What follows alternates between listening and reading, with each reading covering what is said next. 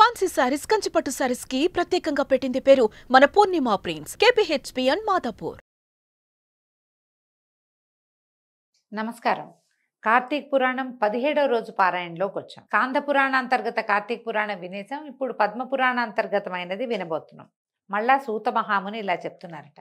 అయితే ఈరోజు కార్తీక సోమవారం, 3వ సోమవారం వచ్చింది. సోమవారం నాడు మామూలుగా మిగిలిన రోజుల్లో చేసినా చేయకపోయినా ఈ ఒక రోజైనా తెల్లవారుసామునే నిద్రలేచి సూర్యోదయాత్ పూర్వమే స్నానం చేసి దీపారాధన చేసుకుని కార్తీక దామోదర ప్రీత్యర్థం ఈ రోజున ఉపవాసం ఉంటామని సంకల్పించుకుని ఉదయకాలం ఉపవాసం ఉండి సాయంకాలము దీపారాధన చేసుకోవటం, దేవాలయ దర్శనం చేయటం ఏదైనా చేసి చుక్కలు చూశాక చంద్రుడు వచ్చాక మనం భోజనం చేయొచ్చు.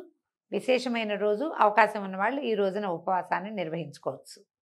సూత మహాముని మళ్ళీ చెప్తున్నాడు. పూర్వాధ్యాయంలో చెప్పినట్లుగా సత్యభామ శ్రీకృష్ణునికి నమస్కరించి, ప్రాణేశ్వర, కాలస్వరూపుడవైన నీకు సర్వకాలాలు అవయవాలై అలరారుతూ ఉండగా తిథులలో ఏకాదశి, నెలలలో కార్తీకము మాత్రమే ఇంతటి ఇష్టమవటానికి కారణమేమిటో సెలవు ఇవ్వవలసింది అని అడిగేసరికల్లా నవనీత చోరుడు ఇలా చెప్పటం మొదలుపెట్టాట. సత్య, చక్కటి ప్రశ్ననే వేశావు. ఇది అందరూ కూడా తప్పనిసరిగా తెలుసుకోవాల్సిన విషయం. గతంలో పృథు చక్రవర్తి నారదుని ఇదే ప్రశ్న వేశాడు. అప్పుడు నారదుడు చెప్పిన దాన్నే ఇప్పుడు నేను నీకు చెప్తున్నాను, విను. సముద్రనందనుడైన శంఖుడనే రాక్షసుడు త్రిలోక కంటకుడై సర్వదేవతాధిక అధికారాలను హస్తగతం చేసుకుని వాళ్ళని స్వర్గం నుంచి తరిమి కొట్టాడు. పారిపోయిన దేవతలు తమ తమ భార్య బంధువులతో సహా మేరుపర్వతపు గుహలలోకి పోయి తలదాచుకున్నారు. మేరుపర్వతం అనేది బంగారు పర్వతం అని చెప్తారండి. స్వర్గానికి వైకుంఠానికి మధ్యదారిలో ఉంటుందట. అయినా శంఖుడికి తృప్తి కలగలేదు. పదవులు పోయినంత మాత్రాన పటుత్వాలు పోతాయా? పదవి లేనప్పుడే పునః దాన్ని సాధించుకోవటం కోసం వాళ్ళు తమ తమ బలాలని పెంచుకుంటారు. ఆ రీత్యా వేదమంత్రాల వల్ల దేవతలు శక్తివంతులయ్యే అవకాశం ఉంది కనుక వేదాలను కూడా తన కైవసం చేసుకోవాలనుకున్నాడు. విష్ణువు యోగ నిద్రాగతుడైన ఒకానొక వేళలో బ్రహ్మ నుంచి వేదాల్ని ఆకర్షించాడు. కానీ యజ్ఞమంత్ర బీజాలతో కూడిన వేదాలు శంఖుని చేతి నుంచి తప్పించుకుని ఉదకాలలో నీళ్లలో తలదాచుకుని సముద్ర జలాలలో ఉండిపోయినాయట. అది గుర్తించిన శంఖుడు సాగరంలోకి గర్భంలోకి ప్రవేశించి వెతికాడు, కానీ వాటిని పసిగట్టలేకపోయాడు. అంతలోనే బ్రహ్మ పూజాద్రవ్యాల్ని సమకూర్చుకుని మేరుగుహాలయ వాసులైన దేవతలందరినీ వెంబడబెట్టుకుని వైకుంఠానికి చేరాడు. సమస్త దేవతానేకము కలిసి వివిధ నృత్యవాద్య గీతనామ స్మరణాదులతోనూ ధూపదీప సుగంధ ద్రవ్యాలతోనూ కోలాహలం చేస్తూ యోగ నిద్రాముద్రాభిరాముడైన శ్రీహరిని మేల్కొల్పే ప్రయత్నం చేశారు. ఎట్టకేలకి నిద్రలేచిన ఆ శ్రీహరిని షోడశోపచారాలతోటి పూజించి శరణు కోరారు దేవతలు. శరణాగతులైన సురులను చూసి రమాపతి ఇలా అన్నాడు. మీరు చేసిన సర్వోపచారాలకి సంతోషించిన వాడై మీ పట్ల వరదుణ్ణవుతున్నాను. ఈ కార్తీక శుద్ధ ఏకాదశి రోజున తెల్లవారుసామున నేను మేల్కొనే వరకు మీరు ఏ విధంగా అయితే నన్ను సేవించారో అదేవిధంగా ధూపదీప సుగంధ ద్రవ్యాదులు నృత్య గీతవాద్య నామస్మరణాదులతోనూ షోడశోపచారాలతోనూ కార్తీక శుద్ధ ఏకాదశి ప్రాతర్వేళ నన్ను సేవించే మానవులు నాకు ప్రియులై నా సాన్నిధ్యాన్ని పొందుదురుగాక. వాళ్ల చేత నాకు ఇయ్యబడిన అర్ఘ్యపాద్యాదులన్నీ ఆయా భక్తుల సుఖసౌఖ్యాలకే కారణమగుగాక. ఇప్పుడు మంత్రబీజ సమాయుక్తాలైన వేదాలు ఉదకగతాలైనట్లే ప్రతి కార్తీక మాసంలోనూ కూడా వేదాలు జలాశ్రయాలై వెలుగుగాక. నేనిప్పుడే మీనావతారుడనై సముద్ర ప్రవేశం చేసి శంఖుని సంహరించి వేదాలను కాపాడదనుగాక. ఇక నుంచి కార్తీక మాస ప్రాతర్వేళ మానవులచే చేయబడే నదీ స్నానం అవబృధ స్నాన తుల్యం అగునుగాక. మరియు ఓ మహేంద్ర, కార్తీక వ్రతమును ఆచరించిన వారందరూ నేను వైకుంఠమును నీవు స్వర్గమును పాలించడం మనకి సహజమైనట్లుగానే పుణ్యలోకాల్ని పొందదగి ఉన్నారు. ఇది ఎంత విశేషంగా చెప్పారో చూడండి. ఓ వరుణదేవ, కార్తీక వ్రతనిష్ఠుల కార్యాలకు విఘ్నాలు కలగకుండా రక్షణ చేసి పుత్రపౌత్ర ధనకనక వస్తువాహనాది సమస్త సంపదలు అందించు. ఓ కుబేర, ఏ కార్తీక వ్రతాచరణ చేత మానవులు నా యొక్క సారూప్యాన్ని పొంది జీవన్ముక్తులు అవుతున్నారో అటువంటి వాళ్ళందరికీ నువ్వు నా ఆజ్ఞానుసారంగా ధనధాన్య సమృద్ధిని కలిగించాలి. ముక్కోటి దేవతలారా, ఎవరి కార్తీక వ్రతాన్ని జన్మవ్రతంగా భావించి విద్యుక్త విధానంగా ఆచరిస్తారో వాళ్ళు మీ అందరి చేత కూడా పూజించదగిన వారుగా తెలుసుకోండి. మేళతాళాలతో మంగళవాద్యాలతో మీరు నన్ను మేల్కొల్పిన ఈ ఏకాదశి నాకు అత్యంత ప్రీతికరమైనది. అందువలన కార్తీక వ్రత, ఏకాదశి వ్రతాలనే ఈ రెండింటినీ ఆచరించడం ద్వారా నా సాన్నిధ్యాన్ని సులువుగా పొందగలరు. దీనికంటే నా సాన్నిధ్యాన్ని పొందగలిగిన మార్గం ఇంకొకటి దగ్గర దారి లేదని తెలుసుకోండి. తపోదాన యజ్ఞతీర్థాదులన్నీ స్వర్గఫలాన్ని ఇయ్యగలవే కానీ వైకుంఠ పదాన్ని ఇయ్యలేవు సుమా అని చెప్పారు.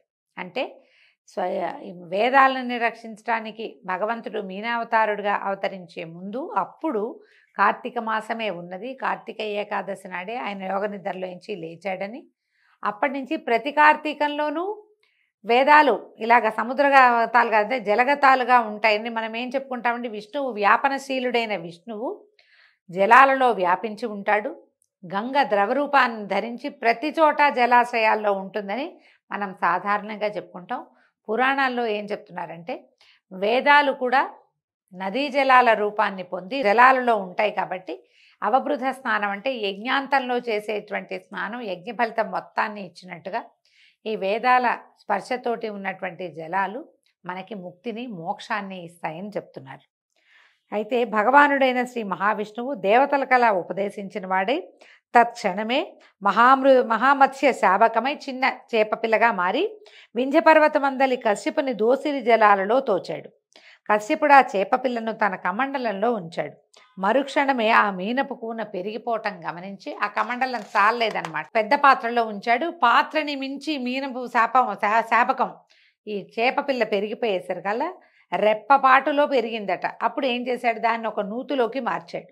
ఆ శఫరీ శిశువు నూతిని మించి ఎదిగిపోవటంతో కశ్యపుడు దానిని ఒక సరస్సులో ఉంచాడు. కానీ విష్ణుమీనం సరస్సుని కూడా అధిగమించి పెద్దదైపోవటంతో దానిని తీసుకొచ్చి సముద్రంలో వదలవలసి వచ్చింది. ఆ మహాసముద్రంలో మత్స్యమూర్తి విపరీతంగా పెరిగి శంఖుని వధించి వాడిని తన చేతి శంఖంగా ధరించి బదరీవనానికి చేరి అక్కడ ఎప్పటి వలె విష్ణు రూపాన్ని వహించి ఋషులను చూసి, ఓ మునులారా, వేదాలు ఉదకాలలో ప్రవేశించి రహస్యంగా దాక్కుని ఉన్నాయి. మీరు వెళ్ళి జలాంతర్గాములైన ఆ వేదాలను వెదికి తీసుకురండి. నేను దేవగణ సమాయుక్తుడనై ప్రయాగలో ఉంటానని ఆజ్ఞనిచ్చాడు.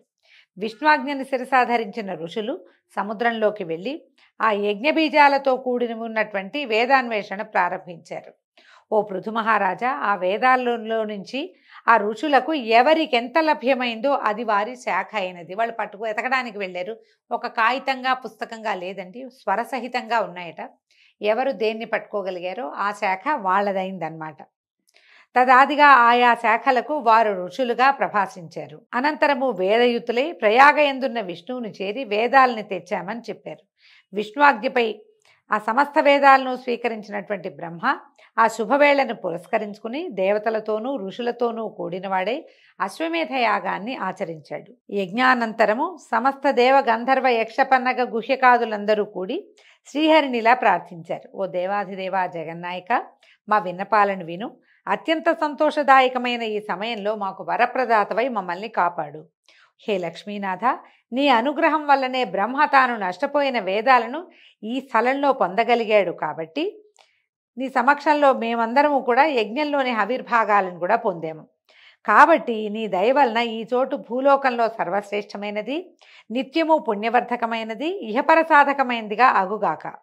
ఇదే విధంగా ఈ కాలంలో మహాపుణ్యవంతమైనది, బ్రహ్మహత్యాది పాతకాలను సైతం తొలగించేది, అక్షయ ఫలకరమైనది అయ్యేటట్టుగా కూడా వరాన్ని అనుగ్రహించు అని ప్రార్థించారు. ఇదన్నీ విన్నటువంటి ప్రార్థనలు వింటూనే వరదుడైన శ్రీహరి దివ్యమందహాసాన్ని చేసి ఏమన్నాడు, దేవతలారా, మీ అభిప్రాయం నాకు కూడా సమ్మతమైందే. మీ వాంఛితం ప్రకారమే ఇది పుణ్యక్షేత్రం అగుగాక. ఇక నుంచి బ్రహ్మక్షేత్రం అనే పేర ప్రఖ్యాతిగా కాంచునుగాక. అనతి కాలంలోనే బ్రహ్మ సూర్యవంశీయుడైనటువంటి భగీరథుడు ఈ క్షేత్రానికి గంగను తీసుకువస్తాడు. ఆ గంగ సూర్యసుత అయిన కాళింది ఈ పుణ్యస్థలిలోనే సంగమిస్తాయి. ఇది ప్రయాగ గురించి చెప్తున్నారండి. బ్రహ్మాది దేవతలైన మీరందరూ నాతో కూడుకున్నవారే ఈ తావునే సుస్థితులగుదురుగాక. ఇది తీర్థరాజముగా ఖ్యాతి వహించునుగాక.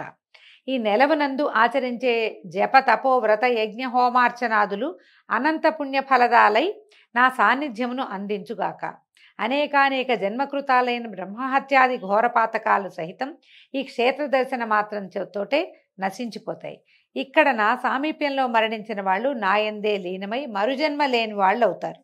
ఎవరైతే ఈ తీర్థంలో స్థిరచిత్తులై పితృకర్మలను ఆచరిస్తారో వాళ్ళ పితరులు నా సారూప్యాన్ని పొందుతారు. ఈ కాలం సర్వదా పుణ్యఫలాన్ని ఇస్తుంది. సూర్యుడు మందు ఉండగా ప్రాతస్నానం చేసిన వాళ్ళని చూసినంత మాత్రం చేతనే సామాన్య దోషాలన్నీ సమసిపోతాయి. వాళ్ళకి నేను క్రమంగా సాలోక్య సామీప్య సారూప్య సాయుధ్యాలని ప్రసాదిస్తాను. ఓ ఋషులారా, శ్రద్ధాళువులై వినండి. నేను సర్వకాల సర్వావస్థల్లోనూ కూడా ఈ బదరీవన మధ్యమంలోనే విడిది చేసి ఉంటాను. ఇతరేతర క్షేత్రాలలో సంవత్సరాలుగా తపస్సు చేయటం వల్ల ఏ ఫలం కలుగుతుందో ఆ ఫలాన్ని ఈ క్షేత్రంలో ఒక్కరోజు తపస్సుతోటే పొందొచ్చు. ఈ తీర్థదర్శన మాత్రం చేతనే సర్వులు తమ పాపాలను పోగొట్టుకున్న వారే జీవన్ముక్తులవుతారు. ఈ మొత్తం కథలో చెప్పింది ఏంటంటే బదరీవన దర్శనం. బదరికాశ్రమాన్ని ఒక్కసారి చూస్తే అక్కడ కొద్దిపాటి ప్రార్థన అయినా, మనం సాధారణంగా ఒక మాట వింటుంటాం, గోశాలకు వెళ్ళినప్పుడు ఒక్కసారి నారాయణ నామస్మరణ చేస్తే 1000 సార్లు చేసినట్టు. ఏ జపమైనా, ఏ దైవాన్ని తలుచుకున్నా, ఏ దేవనామస్మరణ అయినా సరే, దైవనామస్మరణ శ్లోకమో స్తోత్రమో మనకి ఏ చేతొస్తే తెలుగు పద్యమైనా సరే అక్కడ ఒకసారి చేస్తే 1000 సార్లు చేసినట్టు. అదే బదరికావనంలో బదరికాశ్రమంలో చేస్తే కనుక బదరీనాథ్ అని చెప్పుకుంటాం కదా, అక్కడ కనుక చేస్తే అది 1,000,000 సంవత్సరాలు తపస్సు చేసిన ఫలితాన్ని ఇస్తుందట. బదరికాశ్రమంలో ఒక్కసారి తపస్సు చేస్తే. తర్వాత ప్రయాగ అని చెప్తున్నారు కదా, ప్రయాగలో సర్వదేవతలు అక్కడే కొలువై ఉంటారని, ప్రయాగలో పితృకార్యాలు చేస్తే, ఇంకా గయాశ్రార్థం అని చెప్పుకుంటాం మనం, అక్కడ ఒక్కసారి కనుక పితృకార్యం చేస్తే ఆ పితరులు విష్ణులోకాన్ని పొందుతారని చెప్తారు. అందుకని మానవుడైన వాడు, భారతీయుడైన ప్రతివాడు కూడా జీవితంలో ఒక్కసారైనా సరే బద్రీనాథుని దర్శించాలని, ప్రయాగలో, గయలో, కాశీలో ఎక్కడైనా సరే తమ తల్లిదండ్రులకి, పితరులకి తర్పణాలు విడవాలని చెప్తారు. విధిగా చేయవలసిందే పురాణాల్లో చెప్పబడుతుంది. అవకాశం ఉన్నవాళ్ళు ఆ సమయాలను బట్టి కుదుర్చుకుని చేసుకోవాలి. శ్రీ మహావిష్ణువు ఈ విధంగా దేవతలకు వరప్రదానం చేసి బ్రహ్మతో కలిసి అంతర్హితుడయ్యాడు. ఇంద్రాదులందరూ కూడా తమ తమ అంశలను ఆ క్షేత్రంలో, ప్రయాగ క్షేత్రంలో విడిచి తాము కూడా అదృశ్యులయ్యారు. ఓ పృథునుపాల, ఈ బదరీవన యాత్రా దర్శనాదుల చేత మానవులు ఎంతటి పుణ్యాన్ని పొందగలరో అంతటి పుణ్యాన్ని కూడా ఈ కథాశ్రవణ మాత్రం చేతనే పొందగలరయ్యా అని నారదుడు చెప్పాడని శ్రీకృష్ణ పరమాత్మ సత్యభామాదేవికి చెప్పినట్టుగా సూత మహాముని సౌనకాది ఋషులకి తెలియజేస్తున్నాడండి. దీంతో ఈరోజు పారాయణ పూర్తయింది. రేపు ఉదయం మళ్ళీ పారాయణతో కలుసుకుందాం. నమస్కారం.